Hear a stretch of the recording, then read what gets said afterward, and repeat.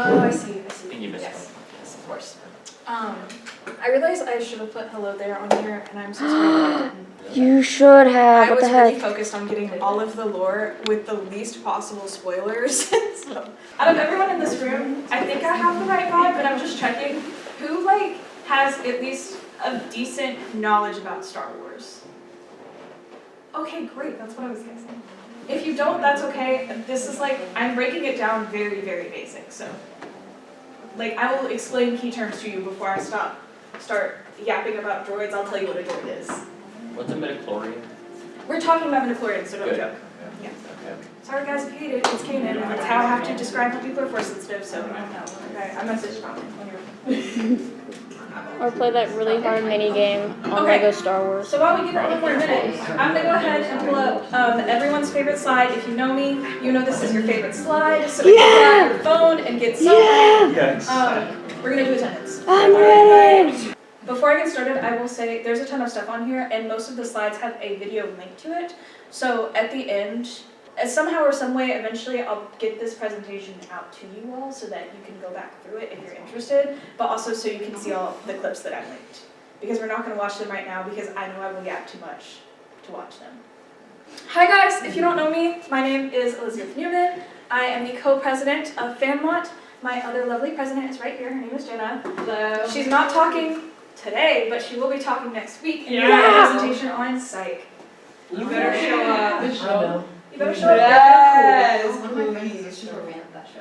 Oh, it's She's Are they? awesome. Do they think about? Oh, You you. tease me. What is Star Wars? Hey guys, it was made by George Lucas. I'm not going to spend a lot of time on this. Crazy. You can read it. Yes, specifically we're talking about canon things today. But what's canon, Elizabeth? Well, don't worry, I'm going to explain it to you. So first we're going to talk about the basic plot and details. My warning for anyone who knows about Star Wars, we're going a little basic today. Also, I'm sorry if you disagree with some of the thoughts that I have. You came to my Star Wars meeting, so we can talk about it at the end though. So, world building. A long time ago in a galaxy far, far away, so technically Star Wars is known as a space fantasy because it is not exact science fiction. A lot of people still count it as science fiction. Because it has like so much fantasy elements to it, it's now like kind of almost made its own genre. It is about the constant war between good and evil, and it was influenced by Japanese samurai films, World War II dogfights, and mythology. It was also inspired by westerns, because George Lucas loves inspiring everything on everything. So, something you're going to hear a lot today is canon, and specifically not legends, but the expanded universe. The very basic of this is that if you don't know, Star Wars was made by George Lucas's company, Lucasfilm, same people that did things like Indiana Jones. Back in 2012, Disney acquired Lucasfilm, and so when George Lucas made the original trilogy, so A New Hope, The Empire Strikes Back, and Return of the Jedi, he made an expanded universe. After that, that consisted mainly of, hi, come on in. Hello, hello. Woo! But the expanded universe consisted mainly of like video games and novels, and I think there were some comics too. He worked with it for a while and then said, hey, I want to make the prequels, but actually I don't like half of the stuff that I put out there anymore. So, especially with the Disney acquisition, all of that became known as Legends or the expanded universe. There's also some current day projects that fall into this. For example, if you've ever read the Ahsoka book, which is fantastic, it is no longer canon, and it goes under this category because the Ahsoka series ruins some of the things, but you should still read it because it's really good. Basically, this just means that in another version of Star Wars, like another timeline, those events did happen, it just did not happen in the timeline that we're following. Everything that was the main movies, or the Clone Wars 2008 movie and TV show, and then everything made after April 2014 falls into the canon timeline, like I said, with a few exceptions. Sometimes Star Wars approves of a book, it lasts for like 2 years in canon, they go, haha, actually, we hate that now, and then it moves over here. So, time periods. I know that's a lot of information. Basically, what you need to know about is the High Republic, which was the peak of the Galactic Republic. the fall of the Jedi, and this main time consists of when the prequel trilogy occurs. We have the reign of the Empire, which is exactly what it sounds like, and the age of the Rebellion, which occurs the first, really the whole original trilogy, but it really includes the Battle of Yavin, so when the first Death Star is destroyed, and then the next 4 years. And then we have the New Republic, the Rise of the First Order, and then the New Jedi Order, which is the future post-sequels that we have really no knowledge about yet, aside from one Lego Christmas episode. That is not technically canon. It's not. Not to my knowledge, because a space rift opens and every single character from Star Wars basically interacts with each other. I don't know if it's been determined whether it's canon or not canon. So you've probably heard the word the Force tied to Star Wars. Basically what it is it is an energy that binds all living things. There is some amount of Force energy in every being in Star Wars, but you're specifically Force sensitive due to this. These tiny individuals, the best way to think about them is think about them as like a type of cell called midichlorians, which are intellectual life forms that make a symbiotic relationship with the being and basically connect them to the Force stronger. I know that sounds complicated, but I don't really have a better illusion to explain it. But this is how beings like Jedi or Sith or literally anyone that can tap into the Force has to have like a higher midichlorian count than the average person. So everyone has some in them, but you're just not. Great. Okay. And like I said at the bottom, one thing to keep in mind, not all Force-sensitive beings are Jedi or Sith. There are a bunch of other categories that we're not going to get into today, but all Jedi and Sith are Force-sensitive. Okay. A few more key terms, if you're curious. Jedi are basically Knights of Good. Sith are dark side users, often antagonists. A Padawan is a Jedi apprentice. They often are the ones that you see that have those types of braids that will either on a humanoid be like an actual long braid, or on a non-humanoid will be like a strand of like specific beads. We have the lightsabers, which are the energy swords, and the kyber crystals that normally power the lightsabers. The kyber crystals themselves are like living crystals that are attuned to the Force. Fun fact, whenever you have a red kyber crystal, most of the time Sith that uses it had to actually make the crystal bleed, which is then why it turns red. And whenever they're healed, they turn white, which we'll see later with Miss Ahsoka. A droid is a robot from service droids, which would be C-3PO to Astromechs, which is R2-D2. We also have blasters, which are the like Star Wars versions of guns, to keep it very simple. And then oftentimes you will see BBY, which just means before the Battle of Yavin, which is that first Death Star being destroyed, and then ABY, which is after the Battle of Yavin.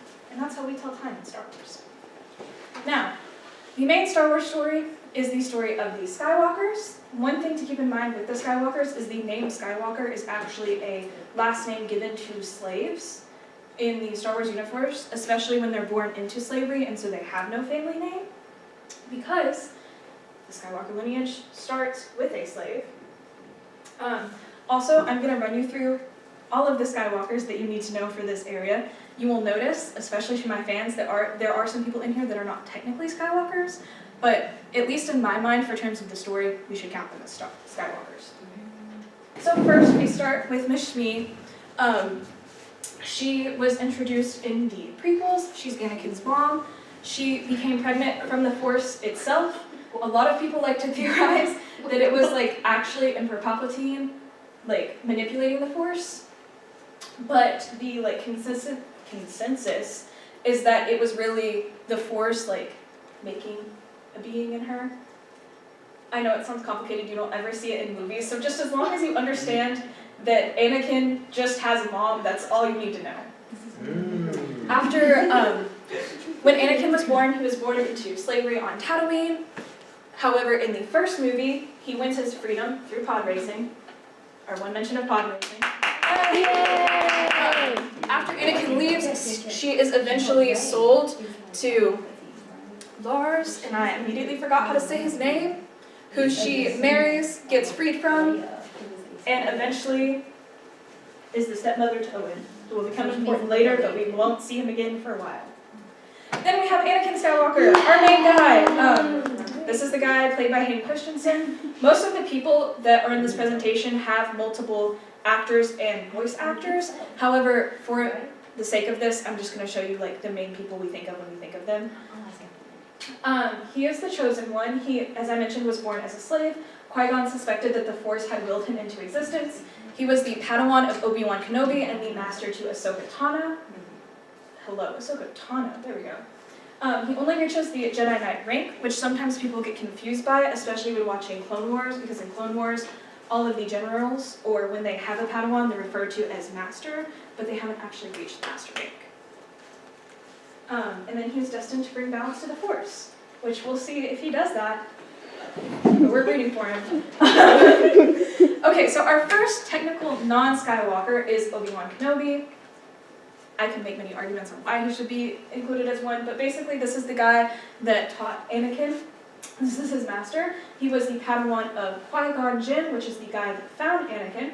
He was raised as a child in the Grand Jedi Temple on Coruscant after he was found from a young age to be very Force sensitive and taken from his family. Yeah, Jedi sometimes are morally gray in that way. He was the general of the 2012 in the Clone Wars, and I forgot to mention that Anakin led the 501 during the Clone Wars.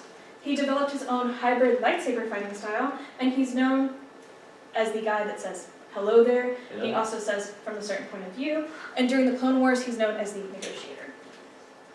Next up, we have Padme. Yeah. So I'm sure you often hear her referred to as Padme Amidala. Amidala is actually a regal name she earned from being queen on Naboo. Are you okay? No, I'm just trying to figure some things out. Okay. She became queen when she was 14 and she served for 2 years. She was so good at it that her people wanted to rewrite their constitution so she could serve for a 3rd year. Her successor came up with a compromise and made her a senator instead so she could still help out the people of Naboo without rewriting their whole constitution. And she didn't really want to serve a 3rd term anyways. She marries Anakin Skywalker in secret and is the mother to Luke and Leia, and she's also, okay, so this is technically a deleted scene in Revenge of the Sith, but it is also a canon deleted scene. It's one of those deleted scenes that falls in the realm of, do I count it as canon because it wasn't in the movie, or because it was fully produced, do I still count it as canon? But we see her, Bail Organa, and a few other senators in her room hiding in secret, talking about the very first plans to make the rebellion when they get the hint of what at that time, Chancellor Palpatine is planning for the galaxy. And then we have Ahsoka Tano, who is our next, I keep saying Tano, it's Tano, who is our next non-Skywalker.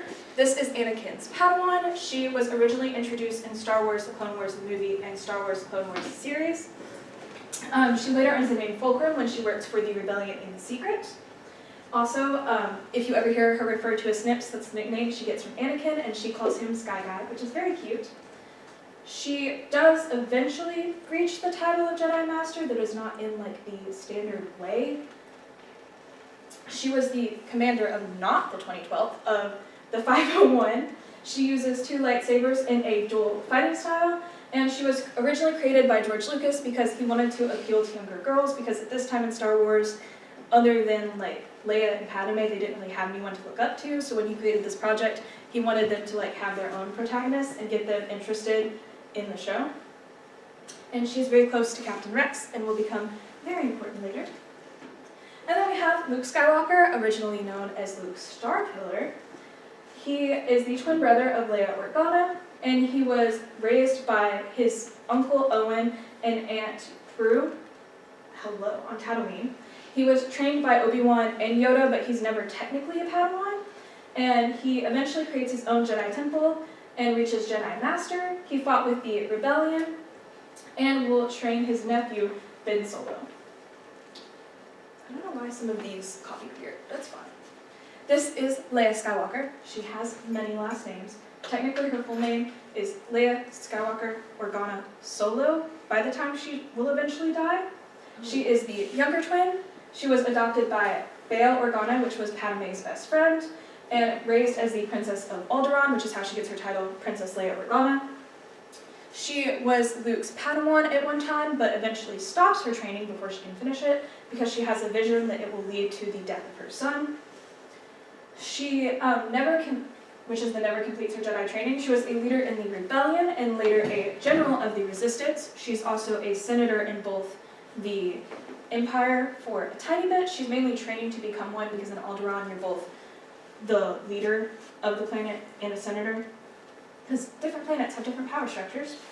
And she's also the mother to Ben Solo, eventually gets married to Han Solo, which is how she gets the Solo part of her last name. And I'm going to revisit this later, but we find out in the novelization of The Rise of Skywalker that she also considers Poe and Rey her kids, with assigning basically her Solo third to Ben, her Organa part to Poe, and then her Skywalker part to Rey. This is also why officially Rey takes the name Skywalker, though we never learn that in movies, so therefore it makes it a little complicated. Now, Ben Solo, if you've seen Adam Driver, so this is technically Ben Solo. Yes, he does also play Kylo Ren, but I wanted to make sure that we actually saw Ben Solo. He is the child of Leia Skywalker and Han Solo. He's trained in Luke's academy before eventually getting manipulated and seduced, though I don't really like saying that, to the dark side, and becomes Kylo Ren because he leads the Knights of Ren. He is one of the leading figures in the First Order and will eventually take over the First Order after killing Snoke. We see him constantly struggling between the light and the dark, and that's kind of the point of his character, to never be fully settled on both sides. And he is part of a dyad with Rey, which basically is just the pairing of two Force-sensitive beings that makes them one in the eyes of the Force. And then we have our honorary kids, like I mentioned with Poe Dameron. He is known as the best pilot in the Resistance. He is the son of former rebel soldiers Kez Dameron and Shara Bay. He was raised on Yavin 4 and started out as a spice runner, which is the Star Wars version of saying he sold drugs. He then later moves to the New Republic Flight Academy, however, doesn't last long, and Leia herself comes to recruit him to the Resistance, in which he stays. This also starts their close bond. Leia was also close to his parents, which helps with the bond. He found Finn and later named him, and then he becomes a co-general of the Resistance along with Finn. And then we have Rey, arguably Rey Skywalker. She is the child of a clone of Palpatine and Miramar, which this was the first time I learned her mom's name, so that's cool. She was orphaned and left on Jakku by her parents to protect her from the people on the dark side wanting her because she was a Palpatine, which we'll explain later. She's close to and offered to join them on their adventures by Han and Chewie, which comes to an unfortunate end very quickly before it can even start. She joins the Resistance and later becomes one of its main, not necessarily a leader, but one of the main heroes, in the same way that Luke was for the Rebellion. She also receives training from Luke, is in part of a dyad with Ben, and is hopefully, it's been alluded to, the eventual master of Finn to teach him his ways in the Force, and she also learns the rare ability of Force healing, which is something that most Jedi can do, but not most Jedi are good at it. Alright, so we're going in chronological time, not release order. This is the way that I recommend you watch Star Wars if you ever want to watch everything through, just because if you watch it in this order, you'll learn specific background details. You'll be like, why did I need to know that now? But then you'll reach something else and you'll be like, oh, that's why. Now things make sense. Whereas if you watch it in release order, you do get all the fun twists, but you may not exactly understand what you're seeing. So first, we start off with Jedi Adventures, which is technically in the canon, so therefore we have to start with it. So this is the only Star Wars TV show. Guys, pay attention. Made specifically for kids. It's very cute. We won't talk about it for long, but this takes place during the peak of the High Republic, so it's literally centuries before anything else on this timeline. A lot of people were worried that this would take place during the Clone Wars, and which would lead to a bad future for these kids, but don't worry. This is 300 years before any of that. The creative team really wanted to make a show for younglings or kids to start to get them involved in Star Wars and something that would obviously be safe for them and not watching something like the Clone Wars, which starts to get to a point where it's not super great for kids. Next, we move into The Acolyte. Still sad to see her go. This was released on Disney Plus in 2014. This also takes place during the High Republic, but more towards the end of it and closer to where we pick up in the prequels. The logline is it's about an investigation into a shocking crime spree, pits a respected Jedi Master against a dangerous warrior from his past. As more clues emerge, they travel down a dark path where sinister forces reveal all is not what it seems. So I'm not going to talk about much about either of these two projects, but it is important to acknowledge them because in the eyes of the canon, now obviously this is not true for those of us that have looked into things into Star Wars Legends, we get a little bit more information, but canon timeline-wise, this is really about the only main looks we have so far on how Disney pictures the High Republic looking. So it is important to acknowledge these projects, even if we're not the biggest fans of them. Okay. And then we get the Phantom Menace. So this is the first of our prequels. Technically, this would be episode 4 if you watch it in release order, but really it's episode 1. It was a theatrical release in 1999. Two Jedi escape a hostile blockade to find allies and come across a young boy who may bring balance to the Force, but the long-dormant Sith resurface to claim their former glory. Basically, the importance of this movie is that we meet Anakin Skywalker. It also kind of sets up where the galaxy is before any war starts. I do hope we get more than a book between this movie and the next movie that I'm going to introduce to you, because while we meet Obi-Wan and Qui-Gon and Anakin, and most of the characters will come to love, we don't really get to see the dynamics between them because the dynamic changes really quickly because, spoiler alert, Qui-Gon dies. At this point in the movie, Obi-Wan is still a Padawan. So when he gets Anakin, we just see him become a Jedi Knight, but we don't really get any Master-Padawan relationship between them at all. We also meet Darth Maul. He'll be important later, but he's there. But we do use Darth Maul to both learn that there is a Sith Lord that is now trying to, subtly make things happen in the galaxy so that it aims more towards what he wants. But we also learn the idea that there is only two in Sith logic, a master and an apprentice. And then we come into the Attack of the Clones. This is the second prequel in episode 2 in Star Wars. It was released in theaters in 2002. 10 years after initially meeting, Anakin Skywalker shares a forbidden romance with Padme Amidala, while Obi-Wan Kenobi discovers a secret clone army crafted for the Jedi.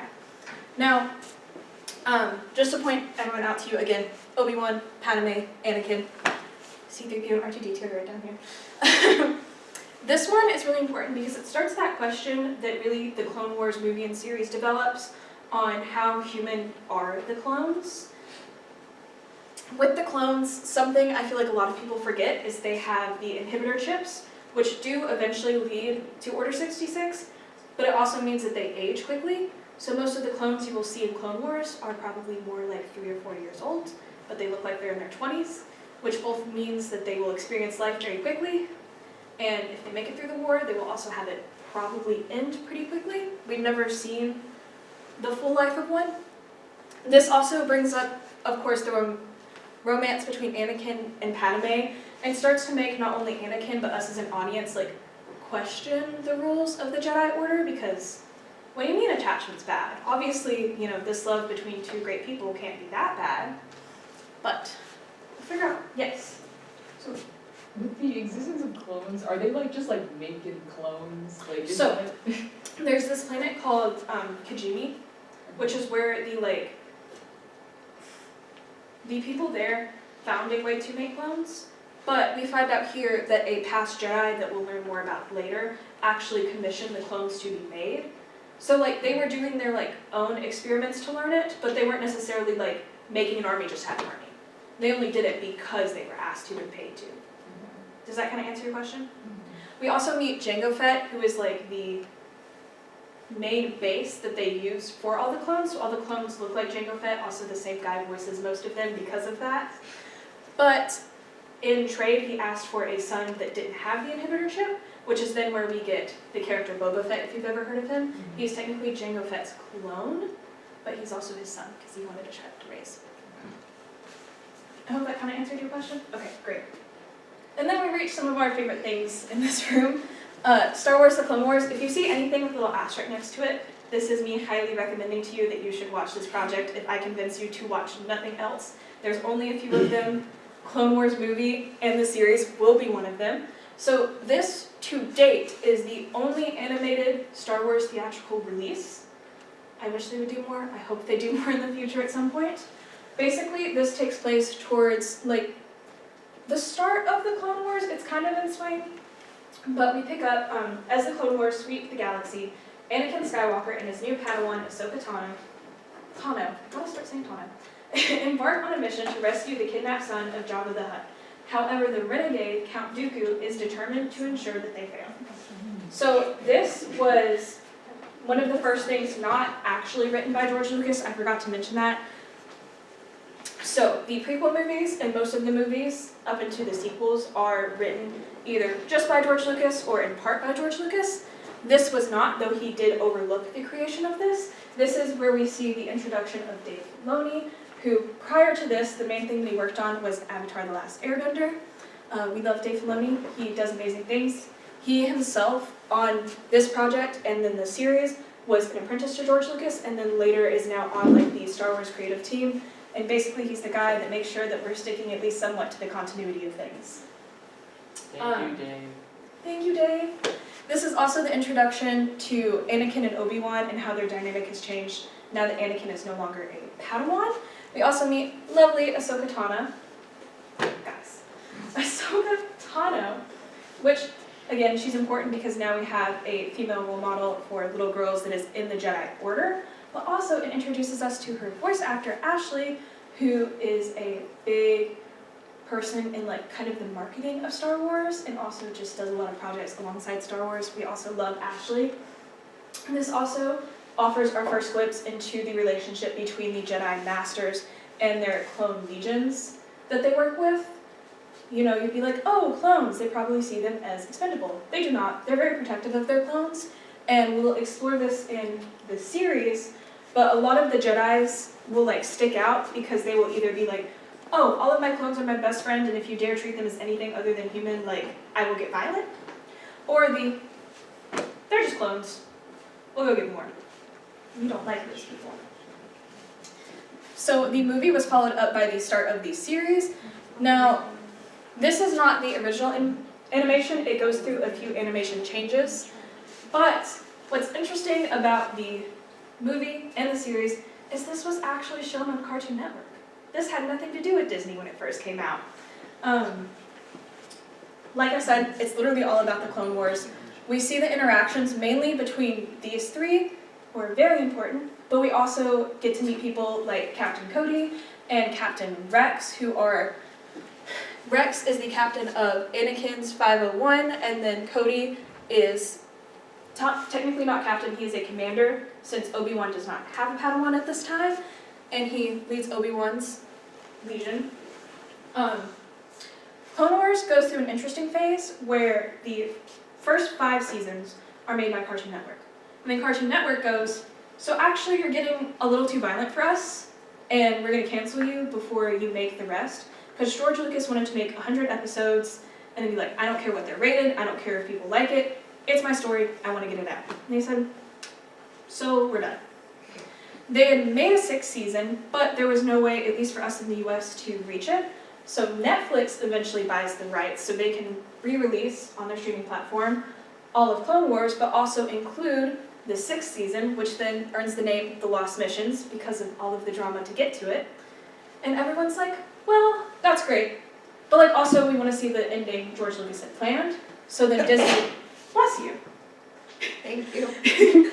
After Disney Plus gains Lucasfilm, they're slowly trying to get all of their rights back from the different distributor.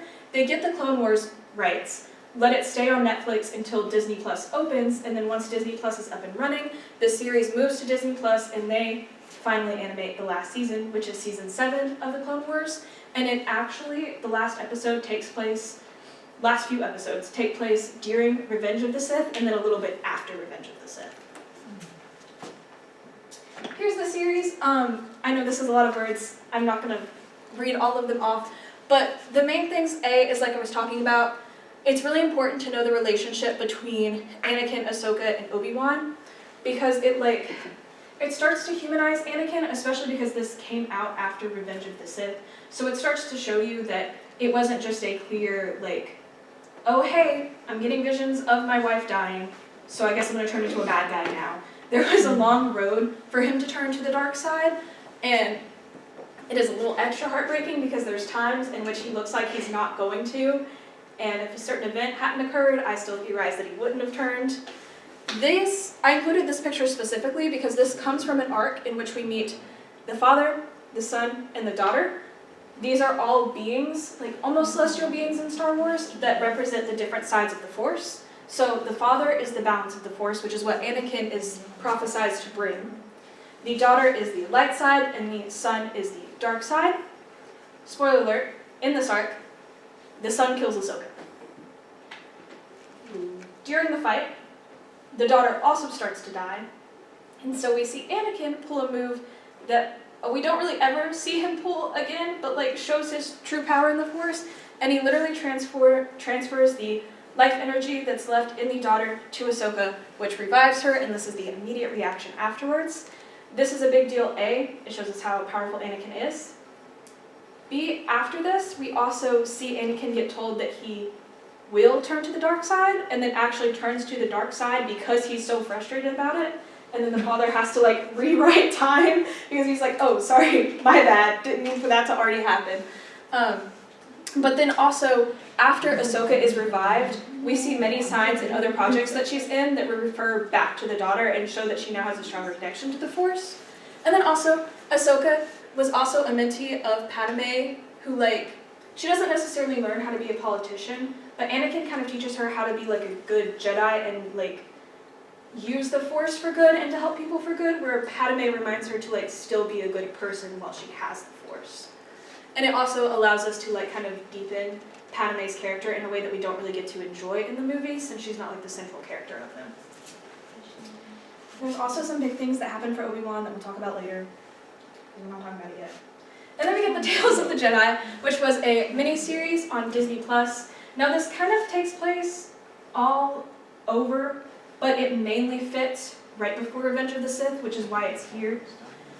It's very short, and it's basically animated shorts that feature Jedi from the prequel era. The main takeaways is we get to see more of Ahsoka Tano's backstory before she joins the Jedi, and then how her training with Anakin helps her survive Order 66, which we will talk about more in depth, but Order 66 is when Palpatine looked at all the clones and said, hey, so actually I'm in control of you, and the Jedi are really bad, so I need you to go massacre them all.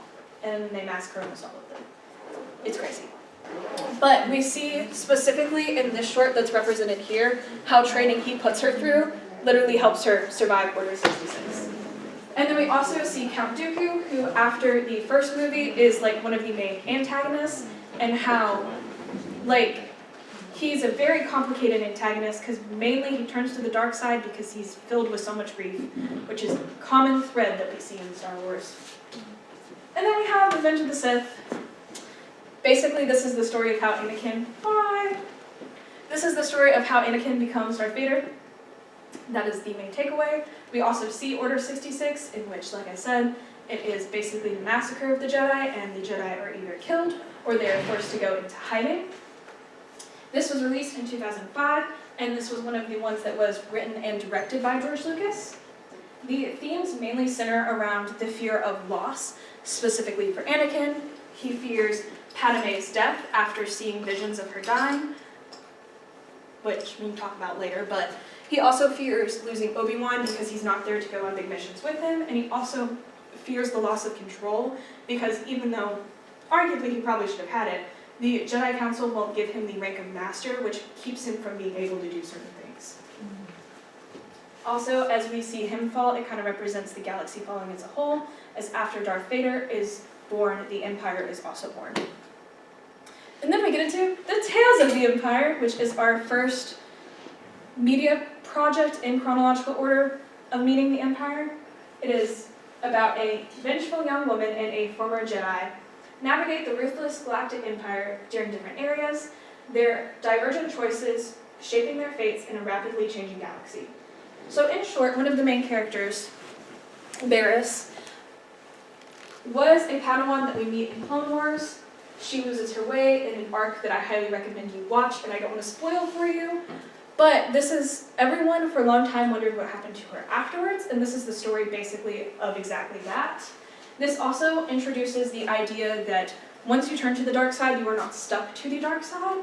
This ends with her actually getting a redemption arc and not being stuck in the ways of the Sith and kind of realizing what she did wrong. This also gives us the tiniest spark of hope that eventually the Empire will be defeated, and that also the choices you make play a big deal in shaping who you are. And then we have the Tales of the Underworld, which is the last Tales thing.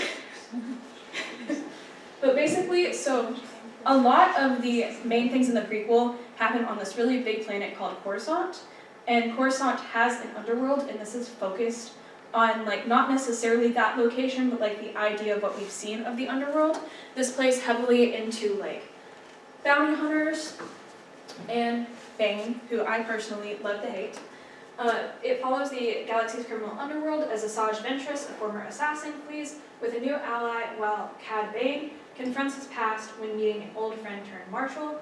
This mainly focuses on the themes of betrayal. It's a very good watch. I highly recommend. It's also very short because it's all shorts. And it also pairs like two narratives of Asajj making certain choices, and so therefore she kind of gets a more like compelling ending where because of the choices that Bane had made and had been forced to make, he gets betrayed and doesn't get as happy with an ending. And then we get into The Bad Batch, which is my next recommendation that I highly think everyone in this room should watch if you haven't yet. So The Bad Batch was introduced in the last season of Clone Wars, and also season 6, I think. They are a group of experimental clones that are called the 99. Basically, the people on Kijimi were like, we want to try to make them slightly different. Can we enhance their attributes? And so that is where our lovely group of brothers come from. This takes place directly during and after Order 66, and then as the seasons progress, it takes on more years into the start of the Empire. One thing that I'll revisit later is the very first episode, in one of the very first scenes, we see them save one of my favorite characters. So gotta love them for that because Caleb would have died otherwise, and I'm so glad he's alive. This really leans into that found family and the idea of finding purpose in the people you're protecting and growing as that family. And it explores what happens to the clones afterwards and kind of the dark path that the Empire takes with a lot of the clones after Order 66 is done. So Order 66 occurs, and the Empire goes, great! So even though you're all trained soldiers, we don't really like clones, and we don't see you as humans, so we want to get rid of you as soon as possible and replace you with trained humans because even though your skills are inherently better, we don't trust you. And so it kind of takes a dark path, and it shows like the difference between the people that still fall with the Empire and those that have, like, the clones that have broken from its control. Then we get Solo, a Star Wars story, yes. Okay, so I'm not sure where this falls in terms of timeline. It's okay. I don't know a lot about Star Wars. But are stormtroopers clones, or are they the trained people that? They're the trained people. Okay. So the idea that some of the clones who were still, when Order 66 is called, the inhibitorship that's in the clones, in the simplest way I can describe, it basically brainwashes them. And so like anything they would have wanted prior, now they just like, we must follow the orders of the Empire. Some of the clones either take the chip out or like find ways to take it out afterwards, and so they kind of get their minds back. But the ones that don't are the early stormtroopers, but then that's when the Empire is like, no, we want humans, and specifically humans, not aliens, because they're not great guys. Yes. So this might be like really not a smart question, but why were they even able to do Order 66? Like, why did the Sith have the power to do that? Guys, I totally did tell you about Emperor Palpatine, and I am so sorry. I got so excited about everything else. Let's just go back really quick, because it'll be easier to explain. So, behind Anakin is technically supposed to represent, like, the Sith Lord over him, which we meet throughout the prequels, and we just hear, like, oh, it's Darth Sidious. While we meet him, Anakin is, like, ever since he joins the Jedi Order at, like, the age of 10, he's like kind of being groomed by the Chancellor, who is the head of the Republic. His name is Chancellor Palpatine. He is from the same planet as Padme, which sets up a weird dynamic there, but that's going into too much. He becomes friends, and he like tries to get Anakin to earn his trust. In this movie, we find out from a very scary talk that he is actually the Sith. So it's Sith Lord Sidious, but also Palpatine. At the end of this movie, he also becomes Emperor Palpatine. Emperor Palpatine, through the very beginning of the clones, because he's the guy that made that rogue Jedi put in the order for the clones, had him put in the, okay, when I say Order 66 to the clones, they immediately obey my orders. There's also, we don't talk about it, but there's an Order 67 also built into the clones that is the order to follow Darth Vader. That was crazy. Okay, does that help clear it up some? Yay! So Order 66, they just like killed every Jedi. Yes. So basically, to their minds, when Order 66 was enacted, all of the clones were like, oh, all of the Jedi are now criminals, and they're dangerous criminals, so we have to take them out. That's what was going through their brains. Okay. So it wasn't like we're killing them just to kill them. So so like leading up to that, the like Republic was like mainly run by Jedi and Yes. stuff, and then like in the background, Palpatine was like building up an empire to take over.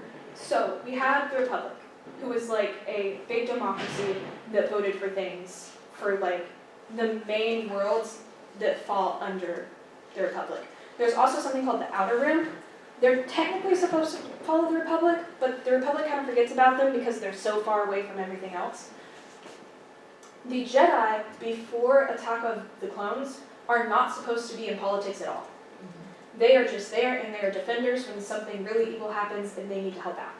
They're not supposed to be soldiers. When the Clone Wars starts, they're like pretty much the only line of defense with the clones, and so then it starts a lot of controversy between the people in the Republic, specifically like all of the senators, on like, are they getting too involved in our politics, and like, are they like reaching dangerous levels? And so that's why it's so easy to convince not only the clones, but everyone involved that, hey, the Jedi basically got way too involved in the war, and so now they're turned against us, because we will take their power away from them. Okay. And please, you're welcome to ask questions. It's a lot, I know. So we have Solo, a Star Wars story. Yay! This is the story of Han Solo. We love him. This is a spectacular movie. You should totally watch it. You should totally watch it with the knowledge that it was supposed to have a sequel, and life would be even more amazing if the sequel was made. But I digress. This was a theatrical release in 2018 that is pretty much exactly what I said. The main idea here is that we learn the relationship between Han and Lando Calrissian. We watch Han meet Chewie and then figure out how Han gets the Millennium Falcon. That's like the main story here. Also the joke that it did the Kessel Run in 12 parsecs. You see that happen here. Which I know causes many debate when you get into the technicalities, but technically we see the really cool thing happen, and that it's not just a piece of junk. This also is really important to Han Solo's character arc, because it shows that even when he tries to avoid his like instincts to be a good guy, he can't, and he will always do the right thing in the end. And then we have the Obi-Wan Kenobi series. I didn't asterisk it because like you do have to know some lore to watch it, but I still highly recommend it, if for nothing else, for these two, because they were amazing. So this is Obi-Wan Kenobi, and this is young Leia Skywalker, now Leia Organa. The basic premise is that she gets kidnapped, and Bail Organa reaches out to Obi-Wan and is like, hey, I know that you're in hiding now, and you're going by Ben Kenobi, and you're like kind of in grief because your best friend turned to the dark side, and everyone else you love pretty much died. But I really need you to like stop being in hiding, because one of the people you're supposed to care about was just taken, and I need you to go get her. And it's him going to get her. But at the very basis level, it's kind of Obi-Wan learning, in a sense, to start to forgive himself and to start being an active member in the story again. He starts using the Force again. He starts reaching out to the Force ghost of his old master and learning how to communicate to him. And it's also just kind of about overcoming like grief and complicated situations, and it's very amazing, and I love it. Also, this is like all we get of like little Leia, even though she's iconic, and I was so excited to see more of Alderaan.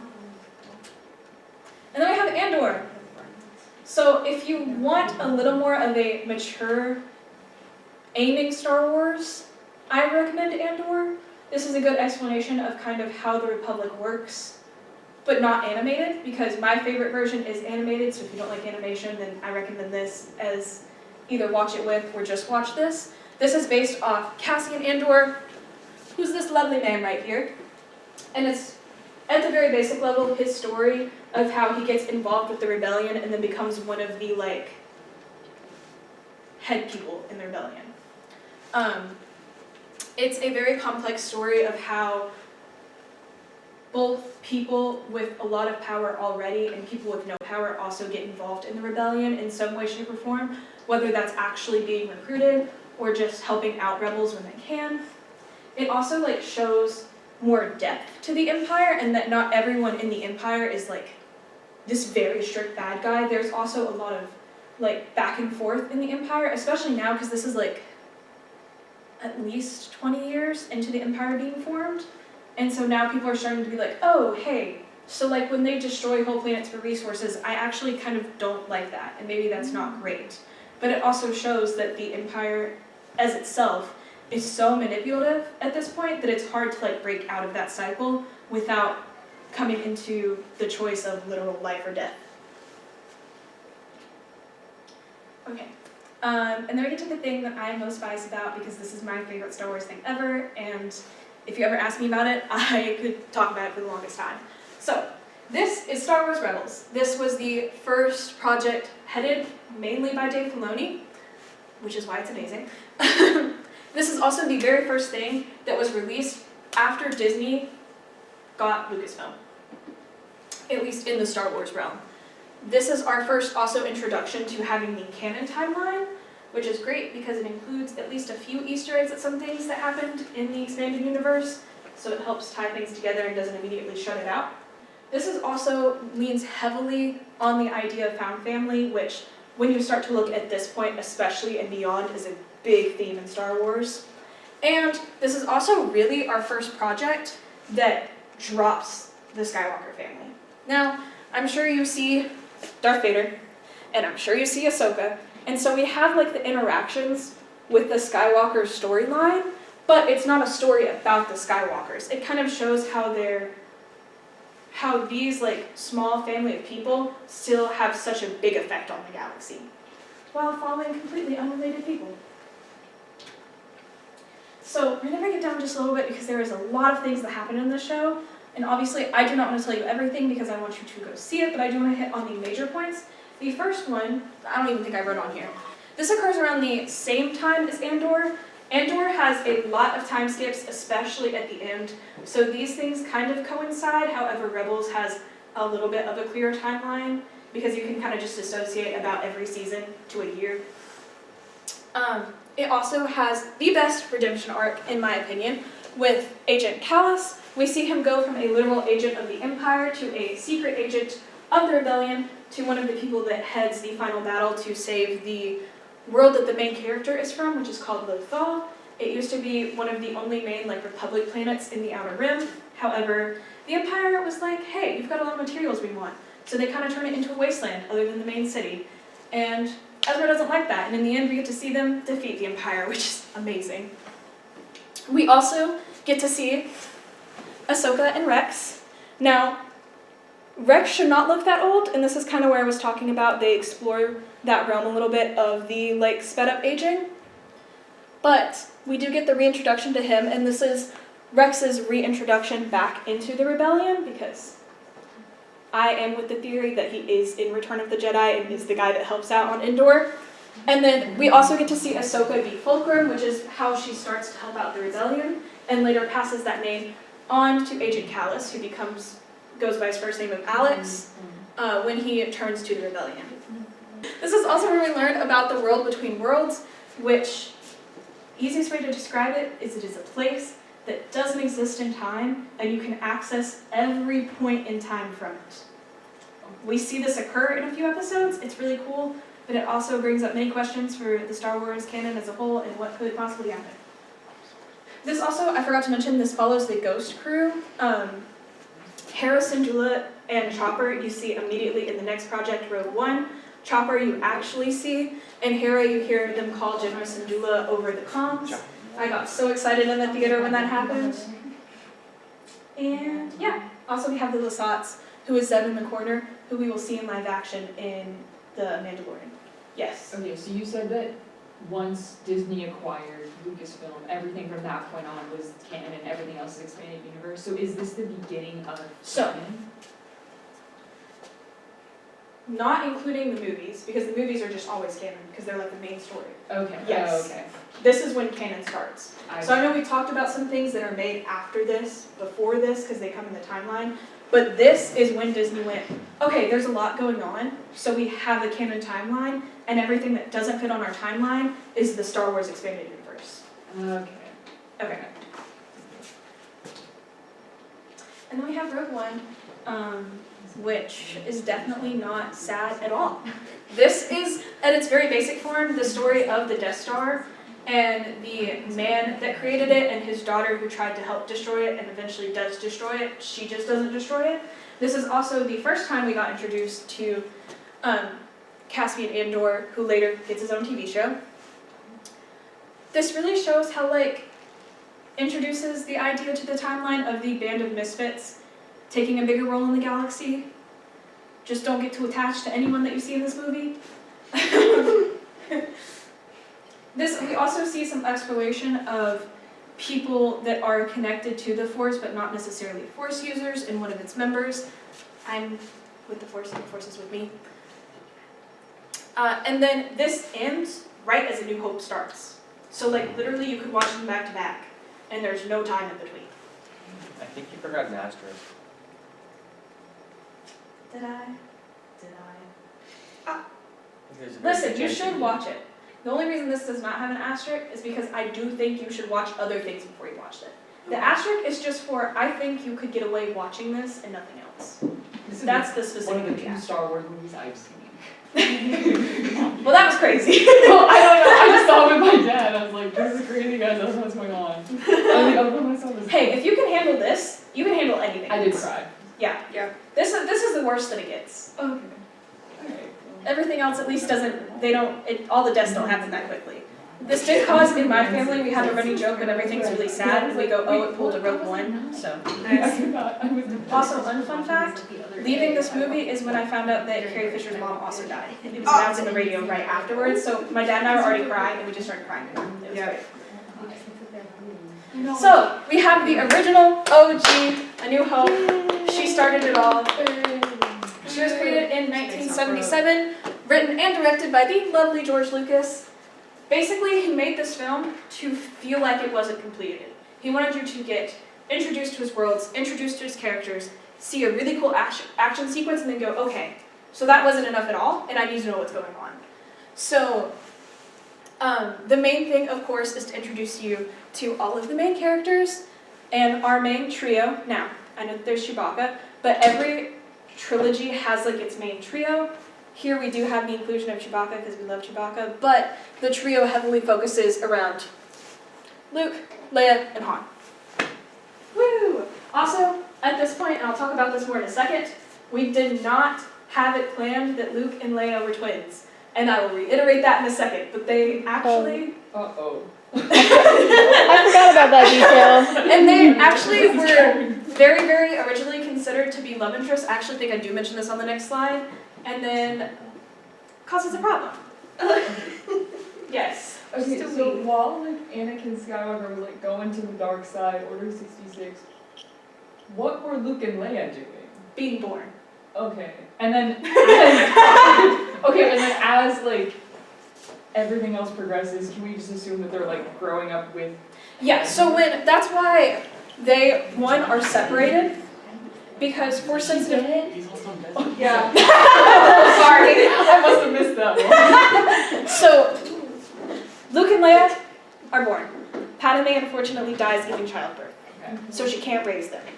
Force sensitive twins it's like implied but not fully explained, are like very easy to sense if they're together. So then they get separated, so it's harder for the Emperor to find them. Leia's sent to Bail Organa on Alderaan, and raised as a princess, which puts her in the eye of Palpatine, which arguably was maybe not the best decision, but at least she's with someone they trust. And then Luke is sent to Tatooine to be with his aunt and uncle. Okay, yes, okay. In which they also don't change his name, so he's still Luke Skywalker. Again, arguably maybe not the best decision, but hey, they were in the middle of a crisis, so. I've only seen 2 movies. And then we get to The Empire Strikes Back, which is a lot of people's favorite movie. This kind of started this is a lot of people's template for having a movie where the heroes lose, and it is very good at that. So this is when I said it's really important to keep in mind that Luke and Leia, even to this point, were not canonically twins. So when a certain scene happens, they were not twins, not until the next movie. So just keep that in mind.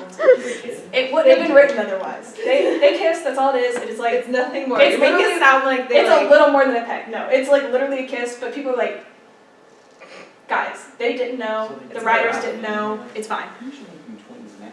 It's fine, Leia's with Han, which funnily enough, George was in between like Luke and Han, and then he saw like Carrie and Harrison Ford, he was like,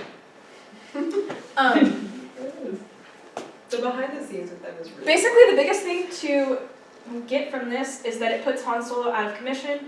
We meet Lando Calrissian in this movie, learn that he's like the leader of a cloud city, and as a good leader kind of should, but maybe not in this situation, he puts his people's lives over some random rebels that he hasn't seen in years. So we have a home meeting with Darth Vader. This is the movie where Luke loses his hand, in case you forget about that, because I forget about that sometimes. And then this is also the movie where we get the reveal that Darth Vader is Luke Skywalker's father, in which no one knew about until it was filmed, and I still love that scene of Harrison Ford's reaction. Yes. How come you don't have an asterisk next to Empire? Again, you can't watch it without watching other You things. didn't have it in front of New Hope either. Listen, Which other one? Do you not like the original trilogy? I do, but like I can't recommend. In my personal opinion, I cannot recommend you one main Star Wars movie without just recommending that one, He's like, I haven't. which I do. I think you can recommend the one that comes out first, to be watched first. And he like I think cuts off his hand. So in my personal opinion, you should watch it in chronological order and not release order. But we'll talk about that later. There's a hot take section, okay? Yes, Okay. we'll get to it later, I swear. I'm very excited for that. Okay, and then we get my, arguably maybe my favorite. It started out as my favorite. It's still my favorite most days. Sometimes it gets beat by Revenge of the Sith, but I really like Revenge of the Sith. This is the iconic movie Return of the Jedi. This is where we get introduced to the twin twist, that Luke and Leia are actually twins, and everyone goes, oh, well, yeah, I see it, but like also, I remember okay. something from the last movie. This was Hoping everyone- co-written and not directed by George Lucas. Gasp. The Empire Strikes Back in this movie starts Star Wars' weird obsession with having trilogies done by different directors, which then causes some controversy because directors have different visions, and so sometimes things don't translate well between the directors, which we will see more in the sequels because it's not as big of a deal here. This introduces the idea of redemption, and we get to see finally the true like father and son bond that starts to form between Luke and Darth Vader as he helps lead Anakin back to the light side. It was also re-released after the prequels came out to include a Force Ghost of Hayden Christensen at the end to fully convey that Darth Vader did become Anakin Skywalker before he died and did get to like be in the Force as his true self. We also get to see like a ton of Jedi in that scene as Force Ghosts, including others from the prequels. It makes me cry every time I watch it. I love it. And then we get to see like the Empire fall as the second Death Star falls. Yes, they made another one. Don't know why they thought it was a good idea, but they did. And then we also have Luke's hope in his father that he will be redeemed, symbolize the rebellion's hope as a whole throughout the story, that they can like bring the galaxy from the Empire, in which we see them do that. Are you making? Do we have a hate?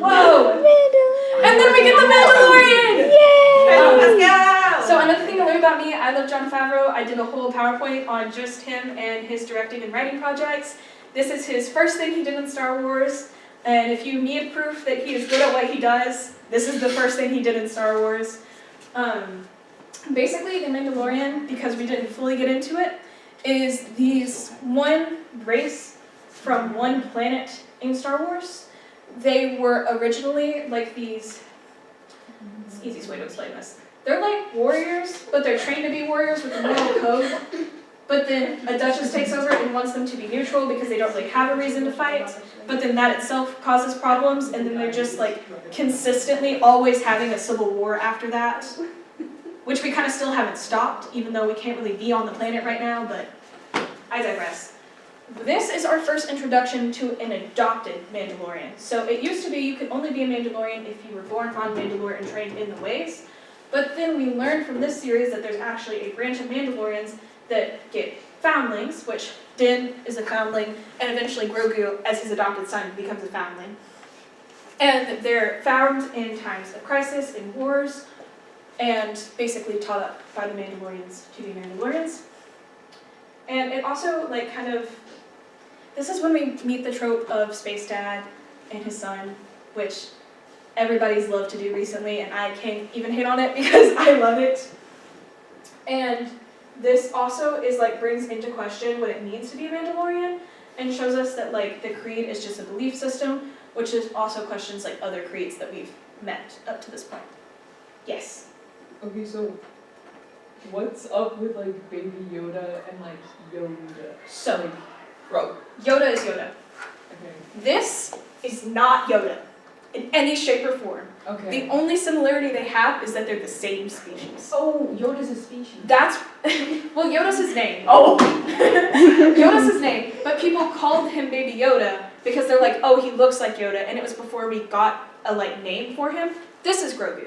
He's his own person. Yeah, I think it was a whole season until they told us his name was Grogu. Yeah, I think Okay. He was I think advertised there's as even, Baby like, Yoda. an in-show Yeah, joke about Baby Yoda. This is Grogu. He's his own person. He's his son. We love him. Okay. Baby Yoda's just a nickname. I understand. Because isn't Yoda like dead at this point? Yes, Like, very dead. very dead. Very dead. Very one with the Force, because technically he like doesn't die, but whatever. And then we get the Book of Boba Fett. So, this... Explain that. No. Just We'll like- come back to it later. That's an after presentation yapping session. Okay, this is the Book of Boba Fett. It takes place during The Mandalorian.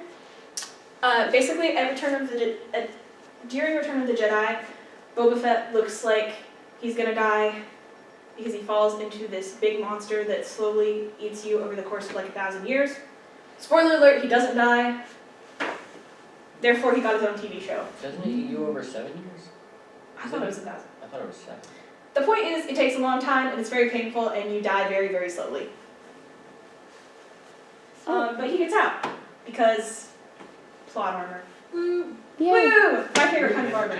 Mandalorian armor. True, which is why it's plot armor. Because he's We also, so, he's the son that doesn't we also see the humanization of the Tusken Raiders in here, which caused a lot of controversy between some people. This show's also controversial because a lot of people feel like he gets sidelined. I think so. Mm. I say he's Boba Fett, and he does some very Boba Fett things, so I don't know if I fully agree with that, but I can see where people are frustrated. I really like the Tusken Raiders getting to explore their culture more, because I don't know if you've read the Now Legends book about Anakin Skywalker, but he used to be best friends with a Tusken Raider Jedi, and so when I saw the Tusken Raider culture, I got very excited. And yeah, this only got one season.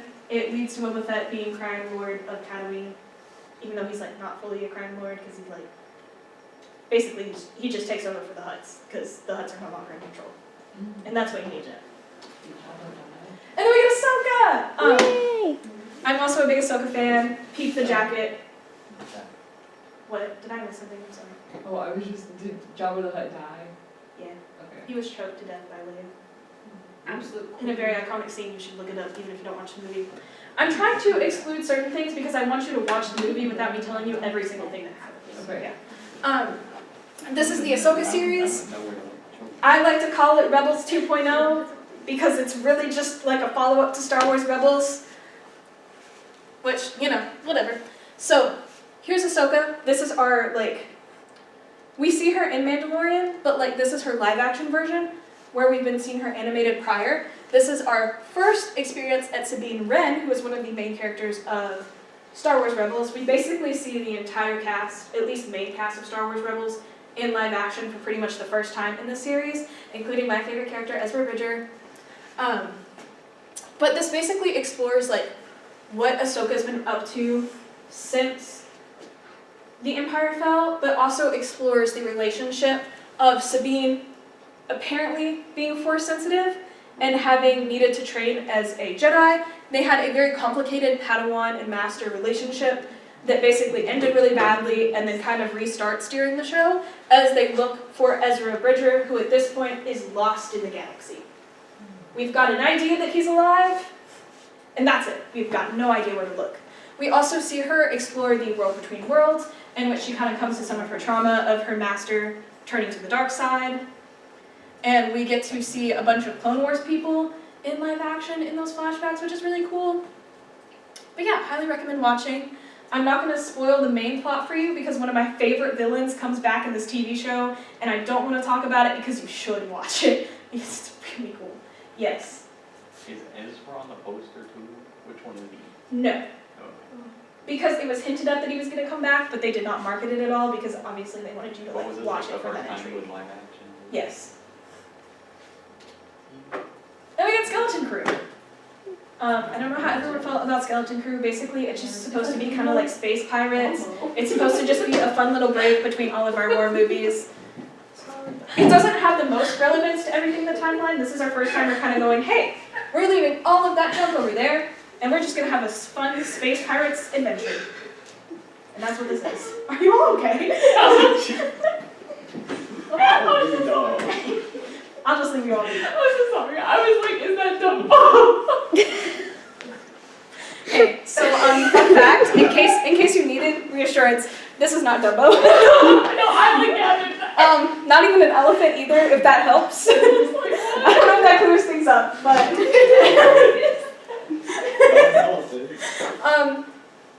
you should watch it. We love KB. Really, you should watch it for KB and Wynn, who I'm confused a little bit why Bestie is not at the front of the poster, because I thought he was the main character, but I don't know. Star Wars sometimes makes weird posters. I thought Dumbo looked cool. No, I like knew that wasn't Why are they Dumbo, too but small? it just came out. Okay, so we're moving on from Skeleton Crew. I'm sorry. Skeleton Crew, that's right. Okay, Star Wars Resistance. So, I didn't mention this with Rebels because I was too excited about lore dumping. There was only 3 shows that were made specifically to be released on the Disney channels.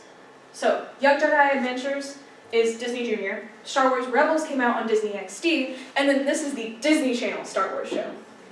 This takes place right before the sequels. It is absolutely fantastic and underrated, and I'm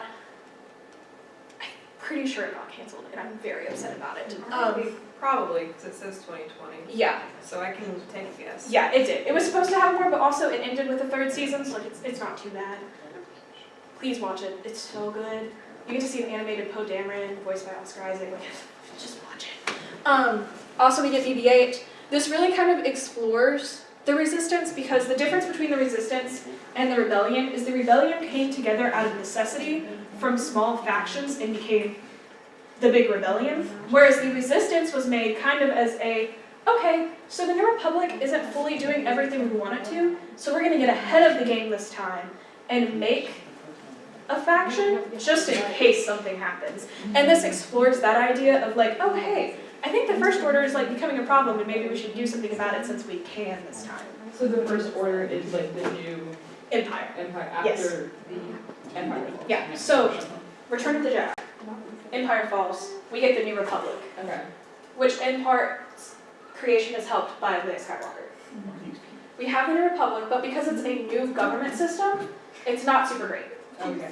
And it has a lot of issues. So then Leia steps back from being a senator due to other issues too, but that's one of the main reasons, to then start the Resistance, so that way it's like a, hey, we have like a defense if something goes wrong, and as she's doing that, the like shadows of the Empire are like, yeah, no guys, we can do this time, and become the First Order. Okay. And then we get The Force Awakens, our first sequel, the first movie in which we have our lovely Daisy Ridley playing Rey. This was released in 2015, so just a year after Star Wars Rebels began. This was directed by J.J. Abrams. Something important to note, because we're going to talk about the difference in a second. This gives Han Solo and Leia, I think, a pretty decent story to like continue and be a part of the story, while also passing on their torch of being iconic Star Wars heroes to the next generation. I specifically didn't mention Luke because we don't see Luke in this movie. So just don't think about him, he's not there. He's here, we just don't see him.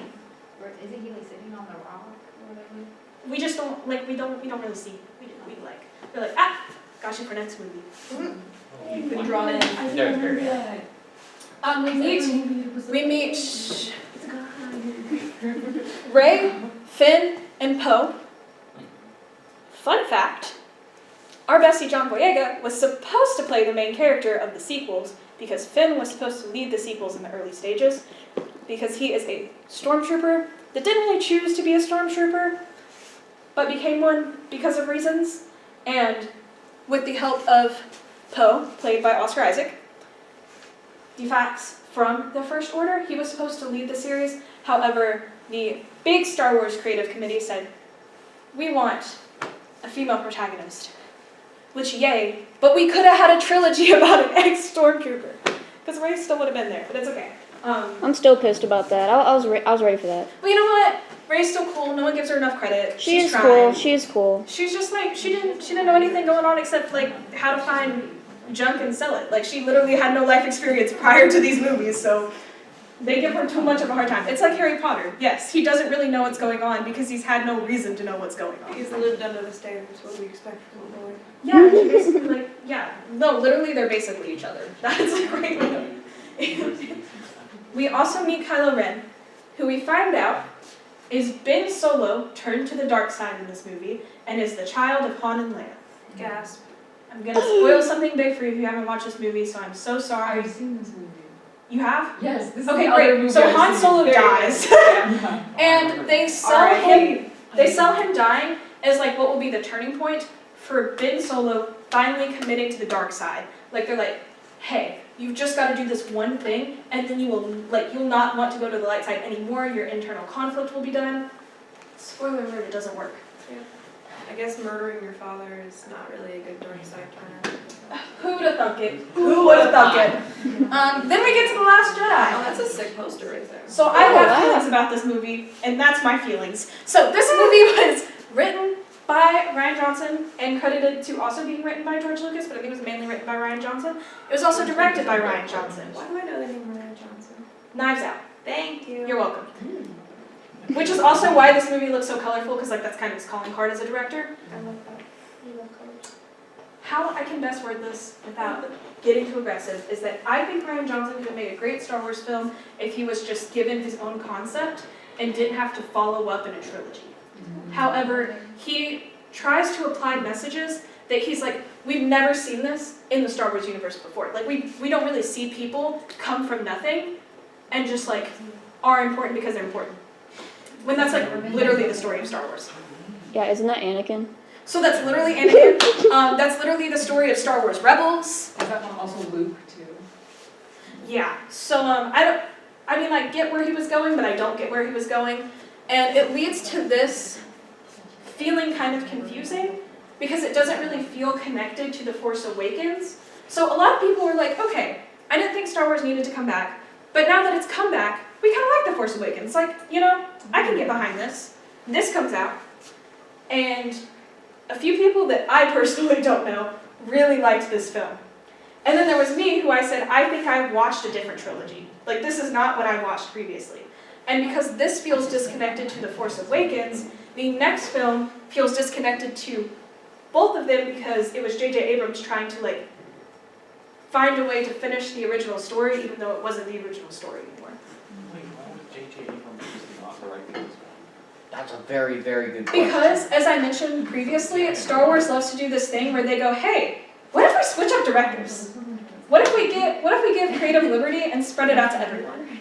and then it backfires sometimes. Sometimes they pull a Mandalorian and they put all of the directors with the same idea so that when they make an episode, it still follows a specific format. And then sometimes they just go have fun. And then we get this. This is where we get introduced to the idea of the dyad, which is really about the only thing I personally like from this movie. Fun fact, this is also the only movie in which we don't have a lightsaber battle. Oh. Out of the main trilogies, this is the only movie that does not have a lightsaber battle. Ew. But This is rage bait. but Star Wars. And then we end with the lovely Rise of Skywalker. This was co-written by J.J. Abrams and directed by J.J. Abrams. It's supposed to be the end of the Skywalker story. We got a hint recently that it's probably not going to be, but I'm okay with that. This is also kind of controversial because it's called The Rise of Skywalker. You would think, oh, because Kylo Ren gets redeemed and becomes Ben Solo, who's technically a Skywalker, right? And I would agree with you. But we'd both be wrong. It's actually called The Rise of Skywalker because Rey at the end of the movie becomes a Skywalker. Like, she gets adopted into the family. Which, if you read the novelization, makes beautiful sense because Leia explains how she sees these 3 people as her 3 kids, and Rey is her Skywalker half, so she starts calling her Rey Skywalker. When you watch the movie, you don't get that context. And so she just randomly goes, Rey Skywalker, at the end of the movie, and you're like, okay.